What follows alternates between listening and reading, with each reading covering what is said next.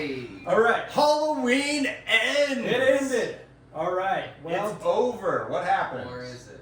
So, I think this was a pretty good story. I feel like it was original, it was fresh, and, you know, as much as I love watching Michael Myers going around killing, this brought in a new character who thought he could be Michael Myers. And poser. he, like, you know, looks into Michael's eyes, and Michael, like, sparks that evil in him, and he goes on to, like, be his spiritual successor and his son. Yeah, so it begins with this thing where you're like, okay, babysitter, we're gonna see this typical slasher setup. Somehow Michael Myers is gonna no. It goes, the dude kills the kid he's babysitting on accident, and the way it's set up and written is so well done. You feel all of the emotions, dude. They took it a little bit further to where you're talking about the Michael father-son. I mean, at that point, they should have just had a sequence with them playing ball and just like Michael just being like. But, you know, it's other nods too. Like, I feel like this trilogy, as much as they tried to erase the other timelines, they're also trying to give them as much homage as possible. So if you think back to Halloween 4, this is Laurie's daughter in Halloween 4, and she is, you know, Michael's niece, and they're, you know, trying to convey that, like, she's gonna, you know, turn evil and become the next Michael Myers, right? Yes. And so, like, even though this is a new story and an unrelated character, I feel like they're trying to draw off of that as far as, like, you know, he's handing off the torch. Can someone else be Michael? And do we want to see someone else as Michael? That's the most important question. I think that the way they set it up and the way they were going was actually pretty good. Even to where Corey meets Michael in the sewer or wherever that culvert was. And he has that moment where they connect by looking into each other's eyes. If they had left it like that, and then maybe somehow Michael just dies, something like that. If they had gone for that, and then Corey just kind of continues on, and he has his arc, I think that would have been solid. Even though that runs into Friday the 13th Part 5, Poser Jason, we got Poser Michael. No, it's just to me, it just felt like they started off really solid. They had a good idea, and they were like, wait a minute. We need to do something with Laurie and Michael. Fuck Corey. Get him out of here. Kill him off. It just was so out of place and disjointed. And then, you know, on the sidebar you have Laurie's granddaughter. I can't remember her name. Yep. Let's call her. Was it Allison, perhaps? Oh, perhaps. That sounds really good. Allison. I'm going to go with that. I vote Allison. Yeah. We have Allison and Corey. They have a little love thing. And, you know, that was starting to go a little okay, and then he started killing people. Yeah, then he starts killing people, and you're like, okay. Yeah, what is this movie going to be? Is this a horror movie? Is this a romance? Is this, again, father-son? Taking up the father-son bonding trip. Bonding trip. You know, to me, it was so disjointed. It left a bad taste, but having said that, I was never bored. I was never bored. I was never bored. I feel like with the whole Corey character being the new Michael, they didn't execute it compelling enough.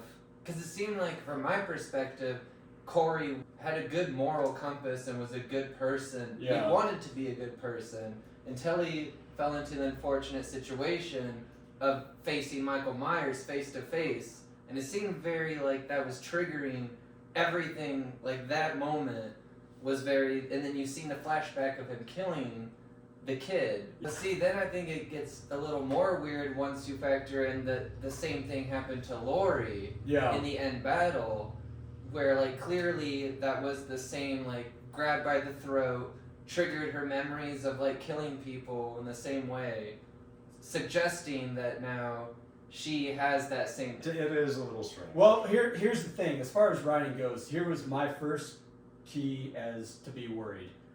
in the first credits it says it's written by 4 people. Yeah. That's too many cooks in the mean- goddamn kitchen. That's too many axes in the goddamn skull, okay? That's a good point. Yeah. That is a good That was my first clue, that something was off in Dodge. As much as I love that beginning. To be fair, Yes, Earl. I mean, if you go back to any interviews with John Carpenter ever, he's always said that he never had a story beyond the first Halloween.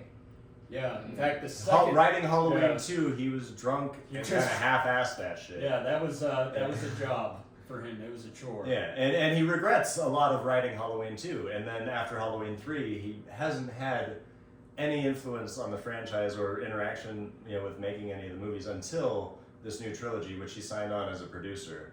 And so, he's not got the writing credits, directorial credits, but Did he help out with the music at all? I think in the first couple he did. Yeah. This one, now that we're talking about music, I feel like this one, even though it doesn't have John Carpenter's constant, theme and his, background, otherwise, this has like a totally different soundtrack and feel. This is like all to the local radio station, and Yeah. very, very Yeah. upbeat for a lot of it. Even the opening sequence before the Yeah. movie starts, you see, the logo for Universal, spin around, and it's this kind of like upbeat kind of rock.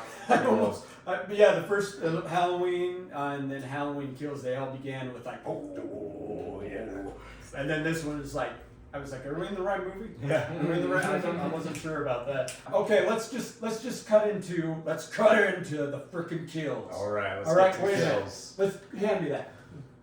Let's slash into the kills, motherfucker. Okay, Earl, you go first. Favorite kill.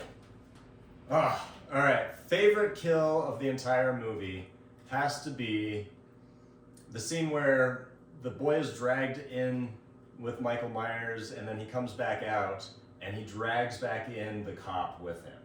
And he lures the cop in there purposefully because he knows Michael Myers is going to fuck him up because Yeah. he can't. That's a good. Yeah. And at first, you're kind of like wondering like what's going on. Michael's like, he's sick, he's old, he's no longer able to even fight, and it's kind of pathetic. Yeah. But you see, he stabs the guy, and stabbing him all of a sudden just like juices him up, and he just like vibrates with energy, and he's like, steroids!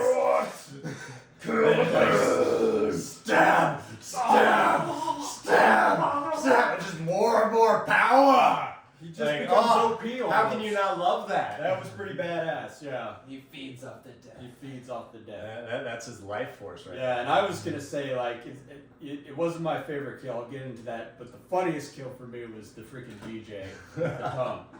That was freaking hilarious, especially with how the tongue would go over the record and it would Flop. skip, and then it cuts to Laurie in the car and she hears it on the air and it pauses. That was pretty funny. But for me, the most brutal kill, just I guess you could say, just at kill value was the blowtorch. Yeah, which also had a funny line. What was that line, Bray?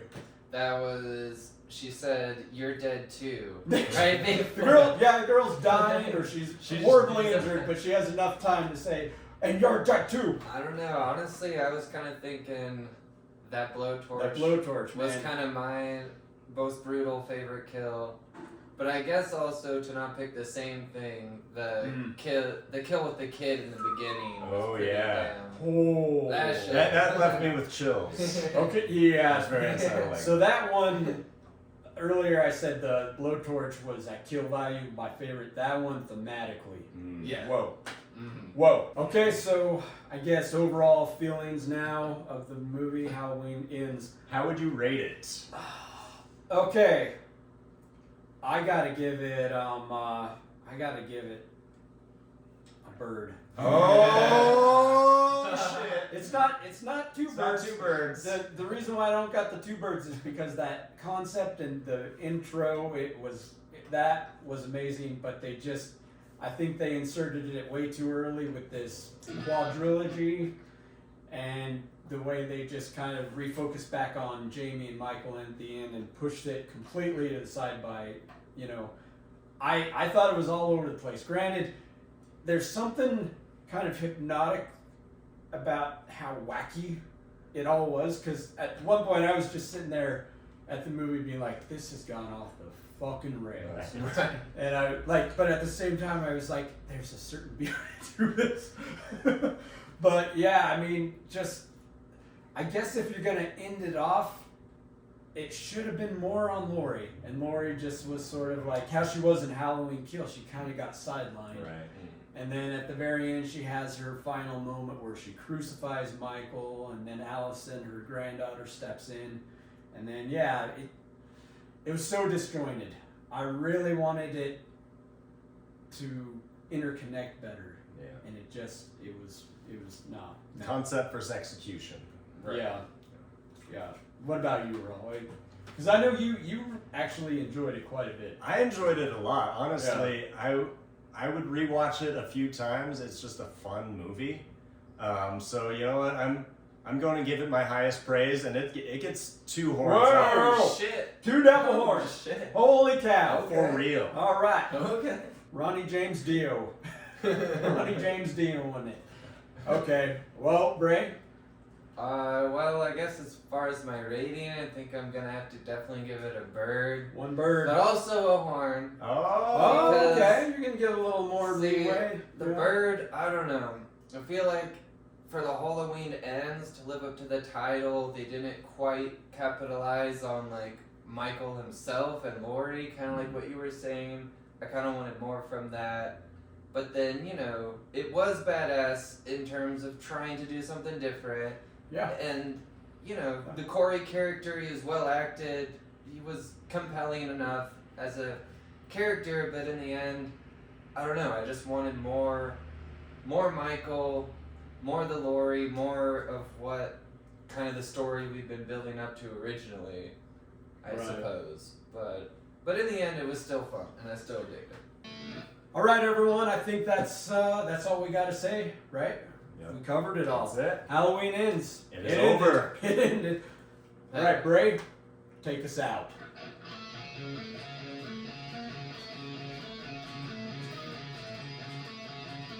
All right. My name is Bruce, I'm Earl. And I'm Bray. and we are The Metalibrothers. Metalibrothers.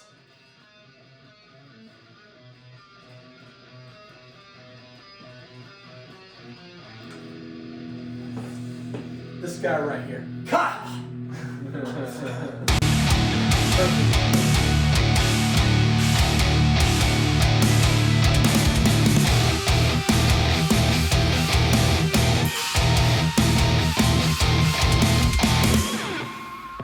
Also, just for the record, those marching band kids. that is a lame excuse not to put jocks in your movie. I know it's a stereotype that jocks are always like, you know, the assholes kicking people, you know, while they're down. I'm trying. But I'm sure there's never been a marching band kid to be as fucking cocky as those motherfuckers. Band kids don't go there. Those were some mean motherfuckers.